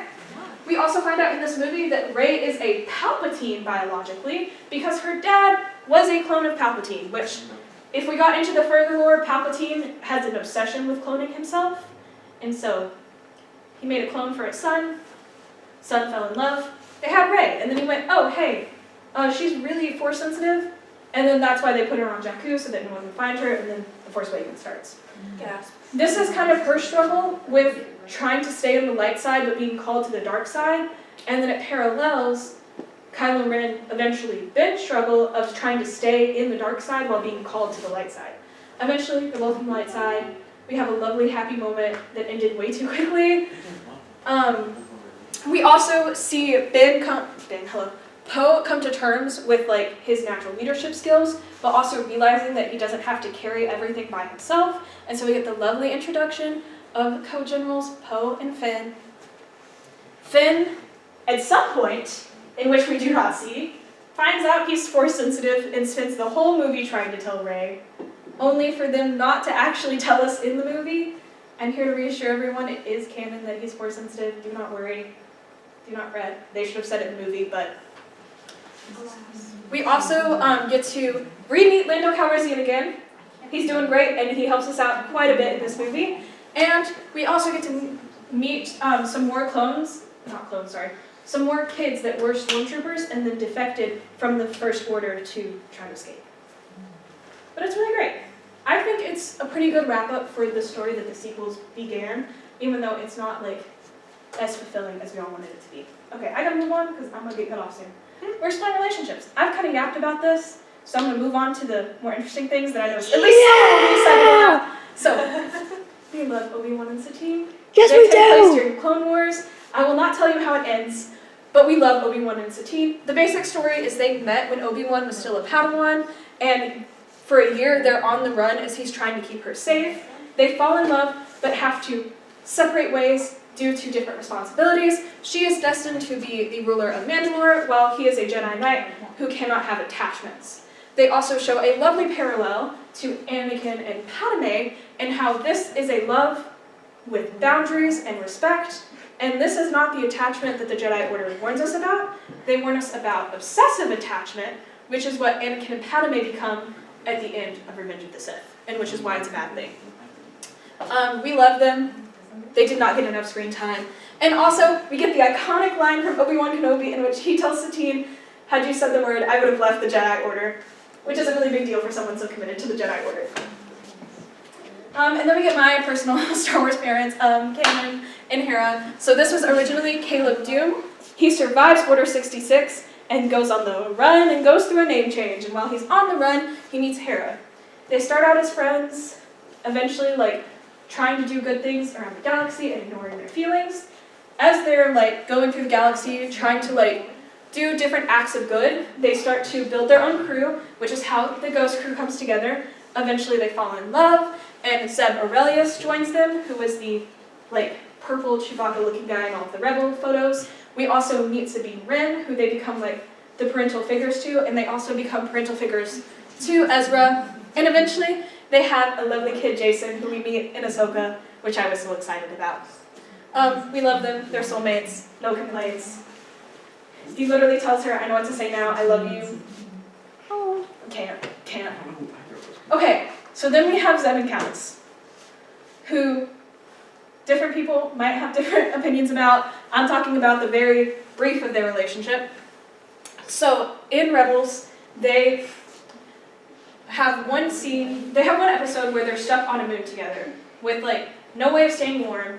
They get dropped in a cave, and Callus's leg is broken, so they're kind of stuck. This episode, in which they're forced to bond, is what starts Agent Callus on his redemption arc. So their friendship is a really big deal for that. Also, in the eyes of release order of Star Wars, Callus is really one of the first views we get of someone that actually goes, hey, what I'm doing is wrong, learns from his mistakes, and then does good afterwards. Which is all because of the friendship he builds. Also, when he was just starting out in the Empire, he helped take part in a siege on Zeb's world, and kind of his redemption arc is also making up for that. And then he gets a really happy ending because Zeb's people move to a new planet, and he gets to go visit them after the war. It's very sweet. And then we have Din and Grogu, which again, for time's sake, I'm probably not going to yacht too much about this, but in Season 3, Grogu does officially get adopted by his dad. They are the symbol of two people from completely different places coming together and, again, building a found family, which Star Wars loves. And we love them. Did you have a question? Does Grogu talk? He's starting to. But so Yoda's species and his species age very, very slowly. So at this point, he's been alive for about a little over 55 years, but he's still a baby for their species. Which is why he looks why he does. He's still literally a baby. So he doesn't talk because he's literally developing the ability to talk. I really hope he talks backwards like that. I do too. Okay, so then we have Finn and Poe, who, yes, to some people are known as Storm Pilot. I'm talking about the brief of their relationship. We can argue about the boundaries of their relationship later on. They're shipped so hard. They're shipped so hard. If you've ever heard of anything with Voltron, this is the Star Wars version of clans, and that's the best way I can describe it to you. They literally, the person that wrote the novelization of this movie specifically had to write a line where basically in all caps they were it's brotherly love. You didn't have to tell any of us that because they didn't do anything, but okay, thank you. But the really important thing to know is they kind of balance each other out in the sense that they're almost each other's second chance. So, Poe helps Finn escape the First Order, which really starts his whole character arc. He also literally gives Finn his name. And then Finn helps kind of ground Poe and helps him mature into the leader he needs to be. So, not make them a father-son kind of duo? no, because they're the same age. Oh, but he gave him his name. Well, they just help each Because Finn was stolen, pretty much as a baby by the First Order to be trained as a stormtrooper. Yeah. So he literally had no name. Wasn't it a string of numbers or something? It was letters followed by numbers. And when he said it, Poe's that sounds like Finn, your name's not Finn. Because it was a way to help him humanize him, but it is not a father-son. Okay. We know that for sure. We love them. Also, J.J. Abrams described them as far deeper bond than romance. I'm not entirely sure what he meant by that, but also iconic, JJ. Okay, and then we have Ray and Ben, who a lot of people have controversy about. I am personally a Ray and Ben shipper. What? Aren't they related? No. Oh, Wait, no. not by blood. Okay, Leia related. Leia, in very basic understanding, adopts Ray. In a sense. But there's no relation at all. Oh, okay. There is no relation at all. Okay. Okay, my question is, you said that Anakin's mom was impregnated by the Force that could have been controlled by Palpatine, Yes. which means that technically Oh. No. he's a Palpatine, which means that she's Okay. a Palpatine. Oh Let me my explain God, this. You're Let me totally explain right. Palpatine controlling the Force does not equal him giving Anakin's mom his DNA. Okay. It is just him telling the Force to make a kid, but it does not She's include Mother evil. Mary. So it can't be, Also, that is a fan theory, not canon. okay. Okay. You're right though. No, we're just not even exploring. Okay, That's not my Star Wars people loves call to him do Raylo. this. This is not Raylo, okay? This is Rey ex Ben Solo. Yes, he is Kylo Ren, but we do not ship them while he's Kylo Ren. We ship this version of him with her, okay? Yes. How many of you have heard of the book The Love Hypothesis? Oh, isn't it based on this? Yeah, it Yes. started out as a fanfic for them. Also, this is a real scene. I literally screamed in the theater. I was so excited. My dad literally had to tell me to quiet down. Guys, I'm obsessed with them. This is kind of my essay explaining to you why you should ship them. But in the very short sense, they are a dyad in the Force. So the Force literally sees them as one. So they're related. No. So there's It's literally like soulmates. Yeah. So, I don't know if you've read the Bible. The Bible uses the term as one to describe a married couple. So, take that as you will, but I'm sorry. Do you think J.J. Abrams read the Bible and was like, oh, I gotta get in on this? I love them. They're amazing. They balance each other's character arcs, and you should not listen to haters unless they make respectable points. Then that's okay. But the people that are just mad to be mad, don't listen to them. That's me. Well, I'm sorry. I'll leave you self-aware. Love what you love. Wait, how are they relevant now? Do you have other questions I need to answer? Well, like, are they gonna like come back in a show or movie at some point? So, Oh, Or like, are they? You gotta explain the let me Gretchen Ben introduce Solo you to movie. the literally anger that is me right now when talking about things after Rise of Skywalker. So, this man was supposed to get his own project of some sorts about him. It got canceled. And it literally got canceled twice, actually.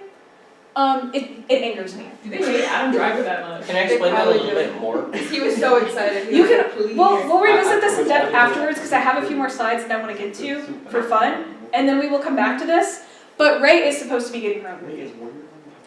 We have really no knowledge about it, but all I'm saying is the world between worlds was explored for a reason, and the place where Luke had his temple is one of the last known locations of the world between worlds. Thank you very much. Okay, now we get to the fun part, which is theories and controversies, in which we're going to talk about my favorite theories. So, Ezra Bridger himself is not a theory, but unironically, he is like the source of many theories. This is my favorite Star Wars character. His name's Ezra Bridger. He's the main character of Star Wars Rebels, which is one of the reasons he's my favorite. So the first thing is Ahsoka maybe or maybe doesn't die in Rebels, and he basically is the reason that for quite a few years, us in the fandom were chanting Ahsoka lives. It was crazy. There was merch. Dave Filoni still sometimes wears his Ahsoka lives hat. I still remember the first time he put it on. I was like, oh, so I understand. Thank you for wearing that at a celebration. He also was one of the very first people to be theorized to be Rey's dad. There's two main popular ways people got about this. The first one was that one of his parents, most of the time it was his mom, but one of his parents was actually a child of Palpatine, making Ezra part Palpatine, which was why he was so crazy Force sensitive, which would then make Rey still technically a Palpatine. Obviously this is no longer true. He is not a clone of Palpatine, if you needed that clarification. The other way people theorized that he was Rey's parent was that Sabine Wren, who was the other young person in Star Wars Rebels, was actually the secret love child of Satine and Obi-Wan, and that would actually make Rey a Kenobi because she would be their kid.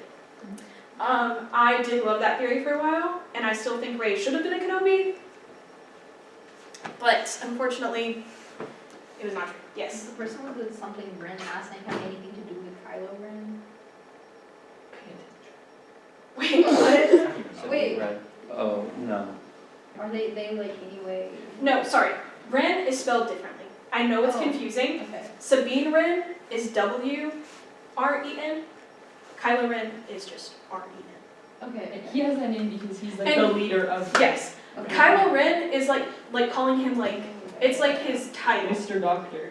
I see. It's like Yes. Darth Vader. Yes, it's like his title. Oh, and then the other thing is, as I already mentioned in the finale, Ezra vanishes out of the known galaxy. And I freaked out. And then my favorite thing was a clip exclusively in the Rebels DVDs in which Dave Filoni goes, "Hey guys, I don't know where he is, but I'll tell you he's alive." And then for years we had no idea where he was. We know where he was now. He appears in Ahsoka, so it's all good, but it was crazy. It was crazy for a while being a Rebels fan. Okay, Corky. Sorry. so, This is one of my favorite theories. I love this. Oh my guy. god. Why is it bald? Okay, so he's not bald. So this is Satine, Obi-Wan's lover, for simple terms, nephew. Which has always been confusing. She only has one sister who has no children. What? So where did he come from? We don't know. And so because of that, and because of exactly the breakdown in this picture, people think he is the secret love child of Obi-Wan and Satine from when they met when they were younger. I love how this is all the evidence they have, even though basically every character in Attack of the Clones or in Clone Wars looks the exact same. I know, which is why it cracks me up. But like, I don't know. I don't think they would ever make this canon. I do think there's a way this could be canon. And that's all I'll say about it. I just personally love coming back to it because it Why cracks did me they up. give him the name Corky? That is embarrassing. That's an unfortunate name. That's where he got the name. It really is. Oh no. Oh my gosh. Which basically, people, if you didn't know, hate on Jar Jar Binks. They shouldn't hate on him that much. But he was the I reason will. that Palpatine got his emergency powers in Attack of the Clones, which basically made his transition from Chancellor into Emperor as easy and smoothless as it was. So literally most of the things that happen, at least outside of Anakin Skywalker, are this man's fault. So, go him. But to explain why he was such a bad character, people theorized for a long time that he was secretly a Sith Lord, and that he was actually like, he was actually working for Darth Sidious to like make sure everything happens. He does not have the brain power. There is, in one of the Lego shorts in a mini-series, they actually brought up a reality in which he was actually Darth Jar Jar, but this is the only time Star Wars has addressed it. But honestly, that was iconic of them, so like, I'm not even mad. And then finally, we have Padme's. This is the only theory on this list that I still buy into. When Padme dies, they tell us in the like originals that like she dies of a broken heart. And then we get here and it's like, okay, well she kind of like lost the will to live, which does make more sense than just dying of a broken heart, because this is Padme we're talking about. But also, the idea here, which is supported by hearing their heartbeats sync up in the background of this scene, and then Padme's, oh look at that, I'm almost at the end anyways. And Padme's heartbeat slowly dies out as Anakin's heartbeat gets stronger, which is actually in the background of this scene. But basically they say that Palpatine, as she was giving birth, stole the life force from Padme and gave it to Anakin to keep him alive. And that's why he can like survive all of the injuries that he gets at the end of Revenge of the Sith and become Darth Vader. Yeah. Also, fun fact, Darth Vader's suit could have been a lot more comfortable, and it's specifically as clunky as it is, so that way Palpatine could keep him in constant pain. So he would always be not as strong as he could be, so that he would never overthrow Palpatine. If you didn't know that. Okay, so did Darth Vader, so when he like became Darth Vader, Yes. he was still underneath Palpatine? So like, Yes. Palpatine was like So the main bad guy. Palpatine, so if you looked at it in the eyes of the Jedi, because their structure's a little simpler, Palpatine is the master, and he is now Palpatine's apprentice, or Padawan. Okay. Is there a part where Darth Vader takes over? No. Oh. He wants to, because like, they're dark and they're greedy and they want power, and he wants to take over Palpatine. Also, we all at that point just kind of hate Palpatine, including him, but he also respects him. But that's why he's kept in constant pain, because he could overpower Palpatine if he was wearing even a slightly more allowing suit. Because he's very, he needs his suit to walk around, like he has no limbs. Yeah. Yeah. But yeah, so this is my favorite theory, and I do buy into this one. Okay. So, final thoughts. I'm opening the room to you all. This is where finally we're going to share things. Yes, Jenna, because you went to first hand things. Why didn't you talk about the Star Wars Holiday Special? Ha! Because actually, I think you can answer my question. Why do you think that I didn't talk about it? I don't know, I Do we think it's canon? No. Guys, it's one Oh, of the that's worst the one thing I pieces know. of Is it media. like? It's one of live the action or worst- is Is it this what he looks like? It's live action with the Under the original suit. trilogy. Yeah. No, yeah, so the holiday special, was so horrible and so horribly received that literally none of the actors have spoken about it since it was made. Except for, like- Star Wars holiday special. I believe it was 1979, And Matthew right? Morrison. Probably, yeah, and I think Harrison Ford very recently made like one comment about it, and that was it. Oh, Mark Hamill still hates it too. He talks about it. How old was Okay. Mark Hamill? Nobody Like likes it. 97? No. Also, this was just ideas. We do not have to follow these questions at all. If you have questions for me, just ask them. You can ignore this. Yes. Is there something I can add potentially? Yeah, go ahead. About the Ben Solo stuff? Yeah. He was supposed to get his own movie, and let me actually preface, because one thing that didn't get mentioned was in The Rise of Skywalker, Palpatine comes back, and in the movie that is explained with one line, somehow Palpatine returned. Disney thought that line was so good that it had to be in the movie. They did not explain how, they just said somehow. Well, Adam Driver and Steven Soderbergh, who directed Ocean's 11, he's like a great, like legendary director. He had written a script for a movie called The Hunt for Ben Solo, and he pitched it to Disney with Adam Driver, and the only reason Disney said no was, we don't see how Ben Solo is still alive. Even though they love to bring back characters with no Okay. explanation for no reason. You know what, actually, let's talk about that. Now that we're done, and okay, before I talk about that, let's actually do this first. Here's Belcourt. That way, if anyone wants to leave and wants Belcourt, please take it. Oh yeah, I got some intellect. You got some intellect? I got a lot of intellect. Whoa, that's crazy. Okay, so let's talk about my absolute despising of this scene. So, up to this point, again, I am a Rey Finn shipper. I have been since I watched Force Awakens. I was very happy at this. Major spoilers for Rise of Skywalker. This occurs after Rey dies. So, in the movie, as I mentioned when we were talking about... She's right there. I'm going to explain it, hold on. Let me finish my thought. Sorry. Okay, so, as we're shown throughout the movies, Rey has a Force healing ability, meaning she can literally take some of her life force and use it to heal things that are hurt. Bye guys, thanks for coming. No, you're fine. I hope you enjoyed it. Have a good rest of your night. Yeah, it was good. Thanks. So, Do you like sit down? You've been. oh no, I'm fine. Like, I'm Okay. so worked up right now. Guys, Oh, me too. speaking of, did you all see the Star Wars news? No. Guys, anyone that's like Disney park fans, What? Disneyland is rewriting Galaxy's Edge and making it to fit like Darth Vader and stuff, and I'm low-key really mad about it, and everyone's really excited, and it's a whole thing. I actually wanted to just mention one thing, like way earlier. Yeah. When you were talking about Dave Filoni. And he's gonna be co-president of Lucasfilm. Yeah. So. I'm so excited. As he should be. As you should be. Have a good night. Alright. Me. Oh, you? Yeah, I'm the other co-president. So, right before this scene, they fight Palpatine. Rey. Okay, I'm simplifying the scene a lot. In the final fight with Palpatine, they fight together. Palpatine drains some of their combined life force. Since they're a dyad, they're like extra powerful, and so it starts to like heal his body. They're both weakened by this.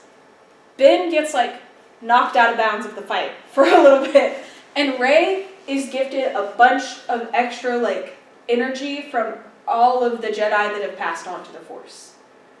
It's so much power that she does defeat Palpatine, but it overwhelms her body and kills her.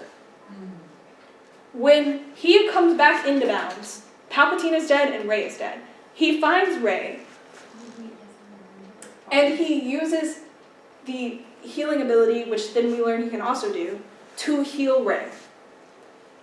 He heals Rey, they get so excited, they have the cutest smiles I've ever seen in Star Wars. You get this cute kiss scene, she whispers Ben, and then he dies in her arms. Now why does that anger me? Let's talk about it. So, the first reason is I entered the theater for Rise of Skywalker the day it came out.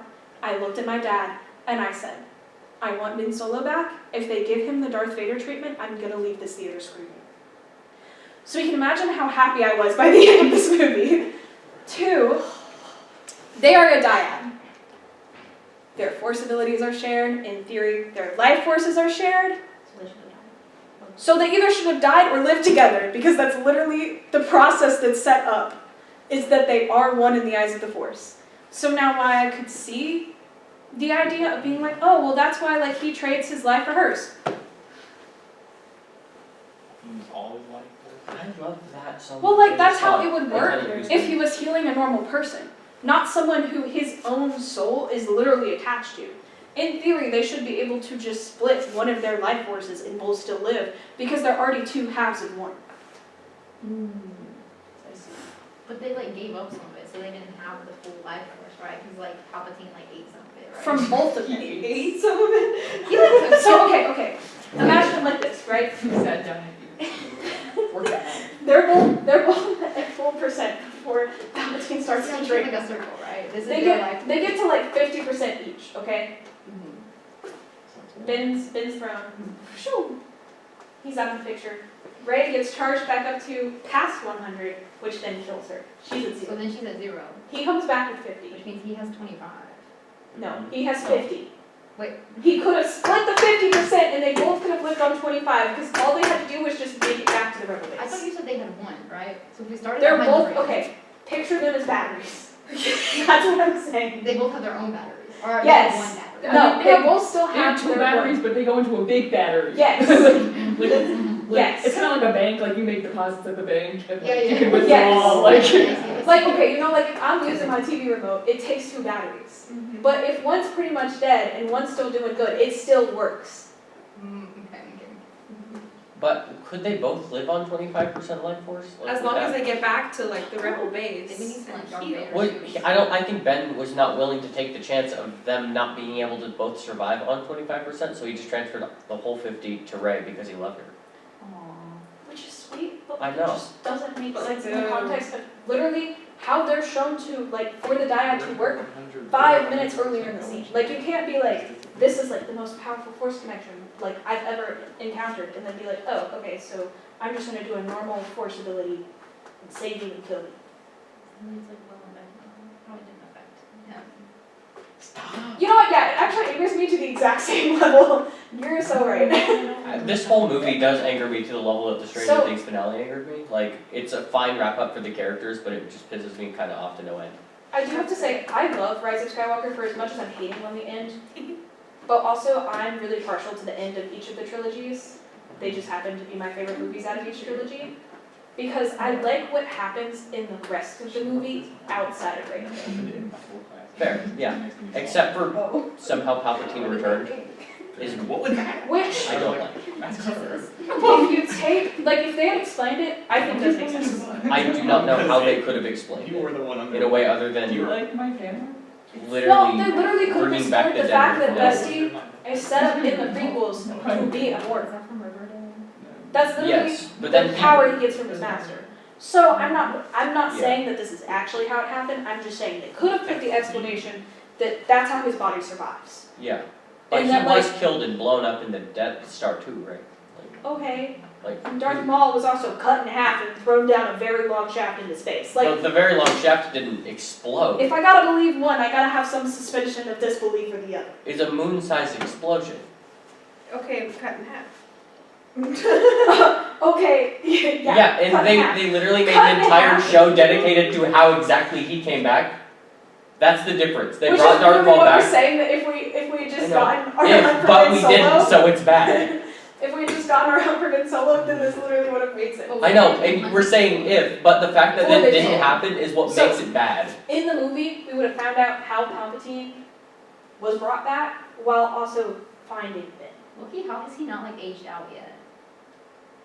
Aged out of what? Palpatine, like a lot of Oh, yeah. That's what we're talking about right now. I was like, just Besides, like, like, damn. He is kind of set up to be immortal. I Yeah. mean, like, He's like really old. That's the only way I can see it. Because it's like, I don't understand why they didn't just he's like have Mother it. Gothel. What I don't understand is why they used his crippled body from Return of the Jedi, in which through every Star Wars thing almost ever, we learned Palpatine loves cloning himself. All they had to do was be like, look, someone finally did it. That's a clone of Palpatine. That is It's all because they they had. wanted it to be, Disney wanted to have the same Palpatine. Disney But didn't that's what want I'm to saying, like, they could have, because his goal all along was to have a perfect clone, and none of his clones have been perfect. Because Snoke himself is literally a Palpatine clone. yeah. So all they had to do was just be like, we finally mastered it, there's Palpatine. Yeah, fair. I don't know. I feel like I need to watch every single thing you just told me. Anyways, guys, please watch it, yes. Is Star Tours canon? Star Tours! Actually, yes. What the heck? Yes, with a... Wait, that's in Yes, with an Disneyland, asterisk. It's in Disney World. Actually, it might be. Wait, I'm canon to Star Wars, guys, because actually, I was yes, the rebel okay. spy on the monitor. Technically, if we use the same logic as Galaxy's Edge, then yes, it is canon, because by entering Galaxy's Edge, we're all canon to the Star Wars universe. Fun fact, okay. In Galaxy's Edge, there's this ride called Rise of Skywalker. I only learned this fact because I Why worked did at they Disney call for it 6 Rise of months. Skywalker? That would have been so fun. Wait, there is? Wait, Wait, was it? what did okay, the ride's called Rise of Resistance. I don't know if that's what I Oh, said. you It's said Rise Rise of of Skywalker. Okay, that's why I was like, wait, let me reiterate. You could call it Rides of the Resistance. Well, guys. we were just talking about this, I was like, wait, hold on. let me Rise of the back up. Resistance is a fire ride. It's amazing. So in that ride, in theme park rides, when they have like a lot of technology, sometimes they will have like an A route and an E route.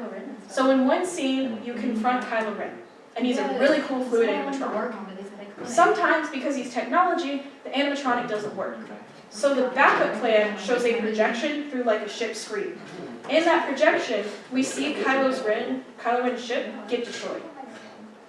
Because we see that, we're canon to the Star Wars movies, because at some point between The Last Jedi and Rise of Skywalker, his ship gets destroyed, and so like the actual creators put that in the ride to make the ride itself canon. So only if you get the malfunctioning route, you're canon to Star Wars? Technically, you're canon the whole time. Their explanation would just be like, you're not facing the window to watch it if the animatronic's working, okay. but it still occurs. Okay. You're just not facing it because you're staring at Kylo Ren. Why would you face the projection?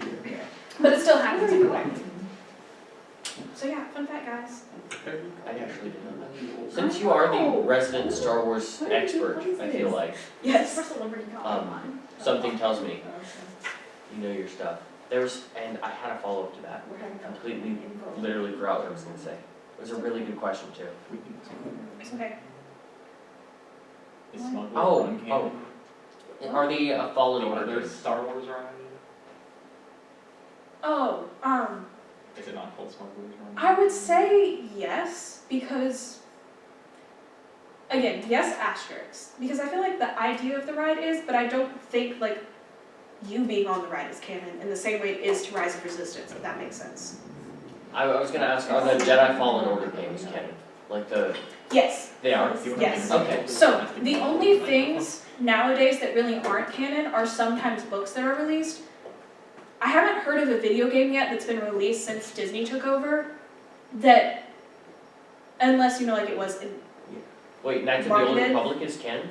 that's what I was gonna say. Unless it's marketed as something that's like Legends focused, because that one they were like, Things like announced a new one wait, what, wait.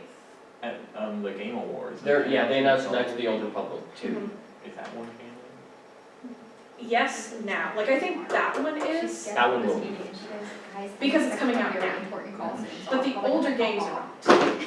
But then Fallen Order, because it happened so far into Disney having Lucasfilm, is canon. Okay. But to answer the most important question so far, the Star Wars Just Dance released for the Nintendo Wii is not canon. Okay. If you've ever heard of FNAF, it's the same thing as the FNAF mobile games not being canon to the FNAF lore, You're because so- they're, And have Yeah, they what are about the- Markiplier? What about the FNAF 3DS version?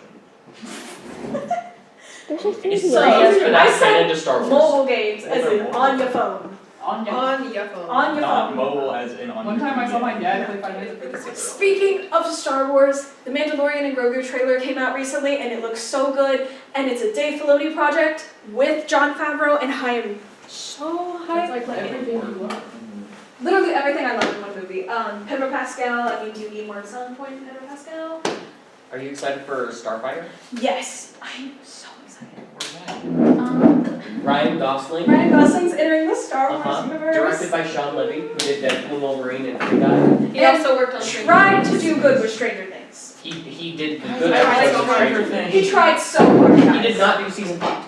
He did. He worked in part on Did season he do 5. season 1? Didn't he do Oh, just episode Ferguson. 4 of season 5?